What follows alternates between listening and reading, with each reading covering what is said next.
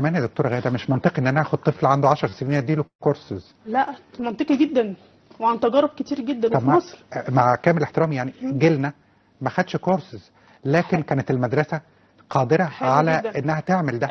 بس حاليا في ثوره تكنولوجيه، كويس.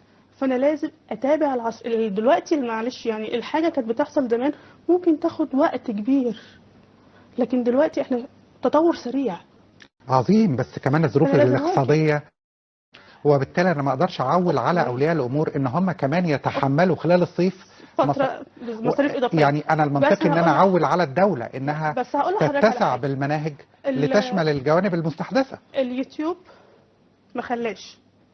على فكره حتى اليوتيوب تكلفه يا دكتور. لا مش التكلفه اللي هي القوي، والله مش تكلفه، لا، لان في مصادر كتير مجانيه.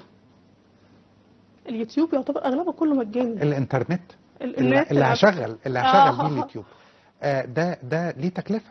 لا بس انا هقول لحضرتك حاجه، ما فيش بيت دلوقتي ما فيهوش انترنت. بس انا في فرق ان انا اشغل مثلا الانترنت استخدمه بطريقه مش صح. في فرق ان انا استخدمه من ان انا اطور من نفسي واطور من اولادي. هم. ما انا كده كده هستخدمه، كده كده انا بحسب التكلفه. عظيم.